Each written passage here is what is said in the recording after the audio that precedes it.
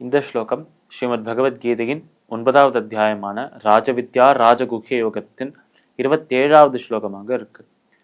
போன ஸ்லோகத்தில் நம்ம கிருஷ்ணர் அந்த ஒரு பத்திரம் புஷ்பம் பலம் தோயம் என்ற அந்த ஒரு உதாரணத்தை வைத்து நாம் அந்த பகவானை நோக்கி செய்யும் அந்த செயல்கள் பெரிதல்ல, அந்த செயல்களை நம்ம எந்த பாவத்தில் செய்கிறோம், எந்த எண்ணத்தில் செய்கிறோம் என்பதுதான் முக்கியம். அதில் தான் அது தூய்மையான செயலா தூய்மையற்ற செயலா என்பதை சொல்ல முடியும் என்று சொன்னார் நம்மளோட கிருஷ்ணர். அப்படி தூய்மையான செயல்கள் ஒரு சின்ன விஷயமாக ஒரு இலையை தருவது போல பகவானுக்கு ஒரு இலை, ஒரு பூ, ஒரு பழம், அதாவது ஒரு பழம் மற்றும் ஒரு துளி ஜலம், இதில் ஏதோ ஒன்றத்தை மனதால் நினைத்து அந்த மனதில் பக்தியோடு தூய்மையான மனதோடு தந்தால் அதுவே பெரிய பெரிய தியானங்கள் செய்வதை விட சிறந்தது என்று சொன்னார் நம்மளோட கிருஷ்ணர்.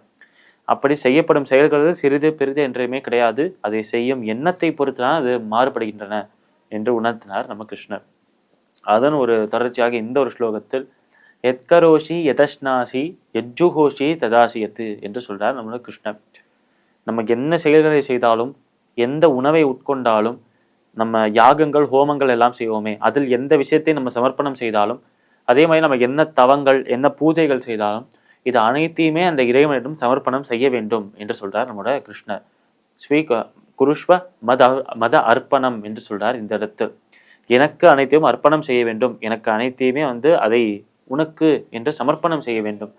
அப்படி நம்ம செய்யும் செயல்கள் எல்லாத்தையும் அந்த இறைவனுக்கு சமர்ப்பணம் செய்தால் அதற்கான பலன் என்ன என்று கேட்டால், அப்பொழுதுதான் அந்த செயல்களை செய்யும் போது இது பகவானுக்காக சமர்ப்பணம் செய்யப்பட்ட ஒரு செயல். இதில் நான் அவருக்கு இதை சமர்ப்பணம் செய்திருக்கிறேன் என்றால் என்னை அதை செய்ய வைக்கிறதும் அவர்தான். என்னை இந்த செயலை செய்வதற்காக ஒரு கருவியாக பயன்படுத்திக் கொள்கிறார் அந்த இறைவன். இப்போ இறைவன் என் மூலமாக செய்து கொள்கிற அந்த ஒரு கடமை, அதை அவரிடமே நான் சமர்ப்பணம் செஞ்சுட்டேன். இப்போ இறைவன் செய்த அந்த ஒரு உதவிக்காக திருப்பி அவர்கிட்டயும் அந்த கடமையை தந்துட்டேன். இப்படி இறைவன் தான் செய்கிறார், அவருக்கு தான் பலன் சென்றடைகிறது. அப்ப நான் யார் நடுவில், நான் எதற்கு அந்த பலனை ஏற்றுக்கொள்ளணும் என்று அந்த நான் என்கிற அகங்காரம் தானாகவே உதிர்ந்து போய்விடும். அப்படி அந்த நமக்கு மேலாக ஒரு சக்தி இருக்கிறது, நமக்கும் மேலான நம்மை காட்டிலும் உயர்வான ஒரு சக்தி, உயர்வான ஒரு இறைவன் இருக்கிறார் என்ற அந்த ஒரு பொருள், அந்த ஒரு விஷயத்தை, அந்த ஒரு தத்துவத்தை உணர்ந்து கொண்டோம் என்றால் அன்றிலிருந்து நம்மளுக்கு அகங்காரம் என்கிற ஒரு விஷயமே இல்லாமல் போய்விடும். அப்படி செய்யும் செயல்கள் அனைத்துமே அவர் நம் மூலமாக செய்து கொள்கிறார், நம்மை செய்ய வைக்கிறார் என்று புரிந்து கொண்டாலே நான் தான் செய்கிறேன் என்ற அந்த ஒரு கர்த்தா பாவம், அகங்கர்த்தா என்கிற பாவம் போய்விடும் என்று பகவத்கீதையிலே கிருஷ்ணா சொல்லியிருக்கார். அப்படி இதற்காக ஒரு உதாரணத்திற்காக கிருஷ்ணா சொல்வது, எந்த செயலை செய்தாலும், எந்த உணவை உட்கொண்டாலும், யாகத்தில் யஜ்ஞங்களில் ஹோமங்களில் எந்த விஷயத்தை சமர்ப்பணம் செய்தாலும், அதே மாதிரி என்ன தவங்கள், என்ன பிரார்த்தனை, எந்த ஒரு பிரேயர்ஸ் செய்தாலும் அதை என்னை நோக்கியே செய், என்னை மனதில் வைத்தே செய் என்று சொல்றார்.